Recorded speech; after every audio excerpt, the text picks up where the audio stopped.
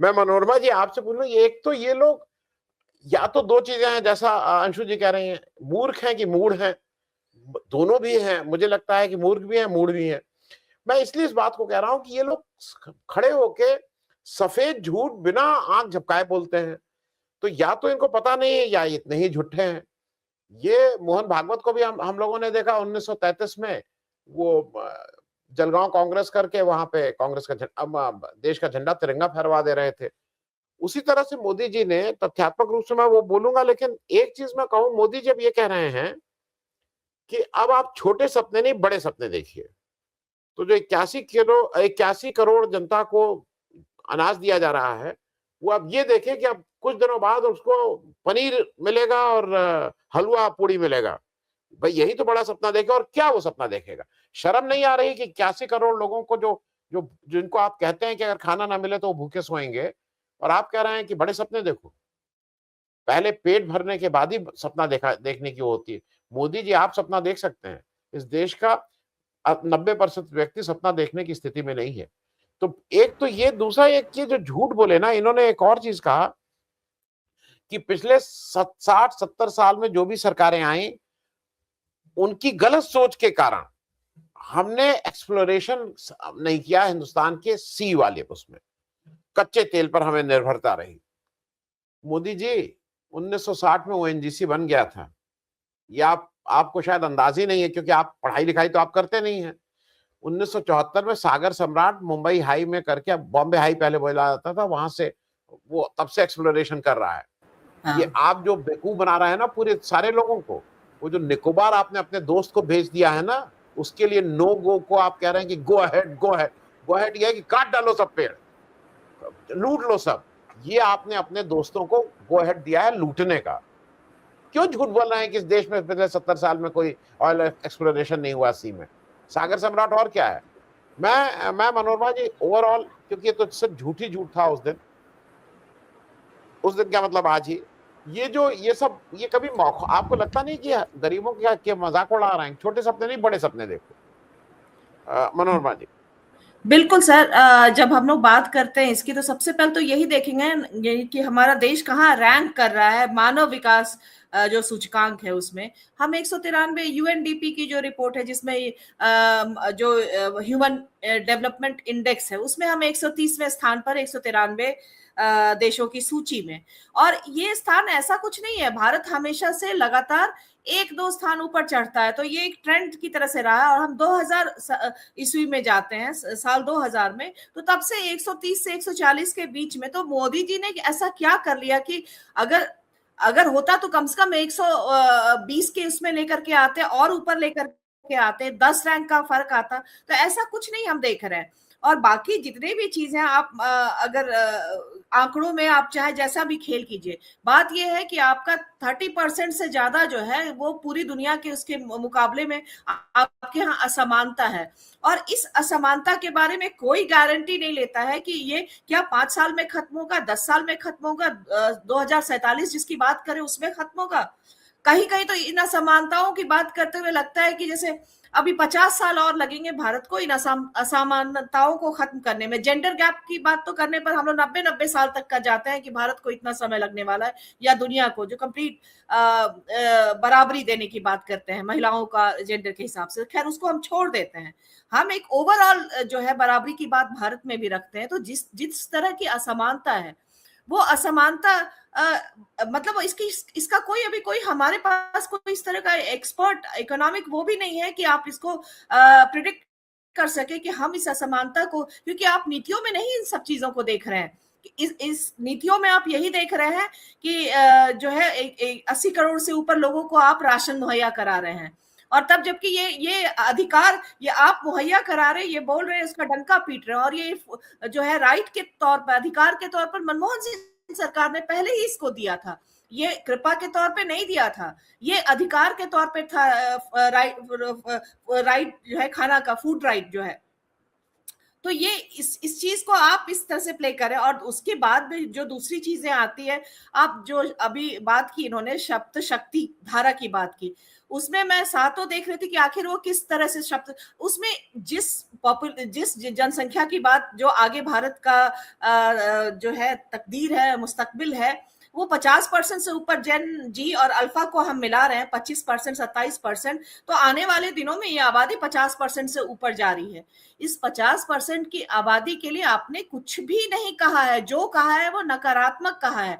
आपने एक तरह से धमकी दी है उनको कि जो है दिमागी नक्सल कह करके इनको जो है आपने, ये सारा साफ साफ है। जो अभी जो हुआ, प्रधानमंत्री की जो छवि इतने मेहनत से इन लोगों ने गढ़ी थी, और जेनजी ने जिसे एक हफ्ते में 4 दिन के अंदर जैसे ध्वस्त कर दिया, उसका लगातार वो गिरता जा रहा, गर्त में जा रहा, उसको वो तोड़ने के लिए उसका गुस्सा है, वो चाहे वो गुस्सा उनके साथ तमाम वीडियो में दिखा, चाहे प्रधान जी का स्वागत करते हुए दिखा, चाहे प्रहलाद जोशी जैसे लोगों को वापस एजुकेशन मिनिस्टर बना करके दिखा। अगला जो दिखा है वो आज लाल किले से दिखा है। लाल किले से प्रधानमंत्री ने वो उतने ही, वो माफ नहीं कर रहे हैं, वो माफ करने की माफी तो उनको चाहिए। उन्होंने कहा कि माफ किया, एक तो माफ करने की बात की, माफ भी नहीं किया है, और वो एक तरह से धमकी की तरह से दिया है।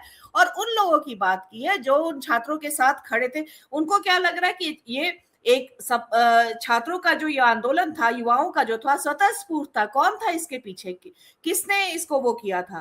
तो आप उन सारे चीजों को लेकर के धमकी के मोड में उतर आए हैं। तो ये भी एक दिखा रहा है कि इनको ये समझ नहीं पा रहे हैं, और इन्होंने कोशिश की है इस तरह से, लेकिन मुझे लगता है कि ये फिर से ये उसमें फंसेंगे। इनका जो वक्त बदल रहा है, लोग बदल रहे हैं। अब जो है, अब की पीढ़ी जो है अब उस तरह की उसमें नहीं है। और सबसे बड़ी बात है, इनका हिंदू मुस्लिम को तो ऐसे ध्वस्त किया है इस पीढ़ी ने कि आज इनके पास हिंदू मुस्लिम करने के लिए कुछ रह ही नहीं गया। पाकिस्तान पर कुछ नहीं बोला इन्होंने। सबसे बड़ी बात आज इन्होंने ये कहा, मुझे तो बस एक ही उपलब्धि लगी आज के भाषण की, कि उन्होंने बाकी लोगों के साथ नाम लिया कि नेहरू के भी सपनों के भारत को बनाना है। ठीक है, तो ये जो है, अब तक ये अपने आईटी सेल से जो नेहरू के ऊपर जितने हमले कर रहे थे, आज उन्होंने ज्योतिबा फुले का नाम लिया, भगत सिंह, इनका नाम लेते रहते हैं, पटेल जी का नाम लिया, इन सबका तो लेते रहते हैं, लेकिन आज उन्होंने ये भी कहा, श्यामा प्रसाद मुखर्जी का भी लिया, एक उसके बाद नेहरू जी का लिया, कि नेहरू जी के सपनों का, इन सारे लोगों के सपनों का भारत जो है हमें उसको आगे बढ़ाना है, निर्माण करना है। तो ये अपने आप में उनके बाकी पीछे और सारे नैरेटिव को ध्वस्त करता है, जिस नेहरू के पीछे ये लोग हाथ धो के पड़े हुए थे, बल्कि अभी भी बाज नहीं आते हैं, और उनको अपने भाषण में इस चीज का जिक्र करना पड़ा। हालांकि जैसे आपने कहा कि इन सब चीजों को लेकर के बोला उन्होंने, तेल के एक्सप्लोरेशन को लेकर के बोला, मेरे ख्याल से 60 के दशक से ही बॉम्बे हाई में प्रोडक्शन शुरू हो गया था। फिर खंबात की खाड़ी में ऑलरेडी जो है वहां पर भी है, कावेरी बेसिन का गैस वैस वाला इशू था ही। तो ये सारे जगह में जो है, ये ऐसे नहीं है ओएनजीसी जब बन रहा उसका आप ये काम कर रहे हो कि इन सारे को आपने जो है मटियामेट करने की कोशिश की, सबको बेचने की कोशिश की। जो प्रॉफिट वाले ऑयल कंपनीज थे उनको भी आपने, उनमें से एक को आपने बेचा। एक दुबई की कंपनी जो है बड़ी, रामटेक क्या नाम है उसका, उसको भी आपने उन्हें जो है रत्नागिरी के साइड में आपने उनको ये किया। तो ये तो आप करें, रिलायंस को आप जो है रिलायंस को उसकी जगह में सब जगह लेकर के आ रहे हैं।